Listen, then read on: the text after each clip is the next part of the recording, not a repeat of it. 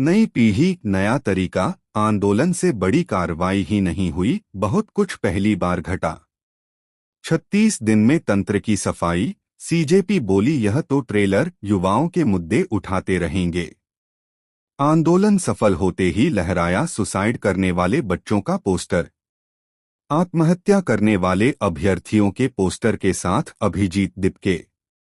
Supreme court की युवाओं के संदर्भ में कॉकरोच वाली टिप्पणी के विवाद से पैदा हुई कॉकरोच जनता पार्टी सीजेपी पार्टी ने 36 दिन के आंदोलन में ही शिक्षा मंत्रालय से जुड़े पूरे तंत्र की सफाई कर दी है।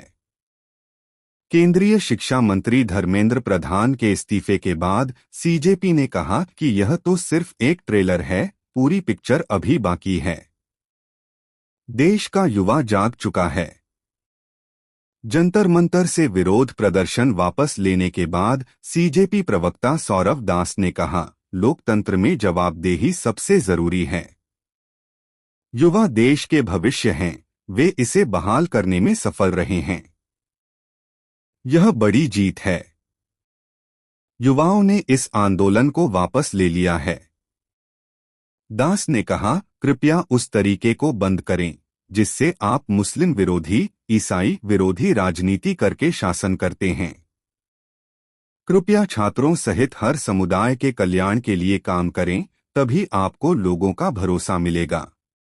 युवा इस देश की सभी समस्याओं का समाधान करेगा। ज़ेन जी ने शर्तों पर की बात।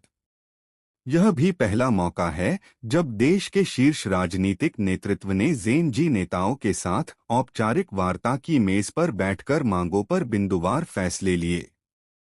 किसी गैर राजनीतिक दल का इस तरह सरकार से अपनी शर्तों पर बात करना भी इस आंदोलन का एक असामान्य पहलू रहा। सरकार ने पेपर लीक में जान गंवाने वाले बच्चों के परिवारों को 1 करोड़ रुपए मुआवजा देने के लिए सैद्धांतिक सहमति जताई है और इसे राष्ट्रीय जवाबदेही माना है। न पंजीकृत पार्टी, न जमीनी आधार, फिर भी साथ खड़े हो गए युवा। ज़ेन जी ने किसी राजनीतिक अनुभव के बिना सिर्फ 36 दिनों में एक केंद्रीय मंत्री की विदाई करा दी। यही नहीं, उनके मंत्रालय के तहत आने वाले विभागों में भी बड़े पैमाने पर सफाई हुई है। पहली बार पारंपरिक छात्र संगठनों के बजाय कॉकरोच जनता पार्टी जैसे एक नए इंटरनेट के डिजिटल प्लेटफॉर्म ने पूरे देश भर में इतना बड़ा आंदोलन खड़ा कर दिया। पार्टी चुनाव आयोग में पंजीकृत नहीं है, फिर भी परीक्षा प्रणाली की खामियों और जवाबदेही जैसे व्यापक मुद्दों पर प्रभावशाली अभियान चलकर राष्ट्रीय एजेंडा तय कर दिया। सीजेपी के आंदोलन ने देश के अलग अलग हिस्सों और विभिन्न राजनीतिक विचारधाराओं से जुड़े लोगों को एक मंच पर ला खड़ा किया। पूरे मध्य वर्ग, गृहिणियों, डॉक्टरों, वकीलों और अभिभावकों ने बच्चों के भविष्य के लिए सामूहिक सड़क प्रदर्शन में हिस्सा लिया।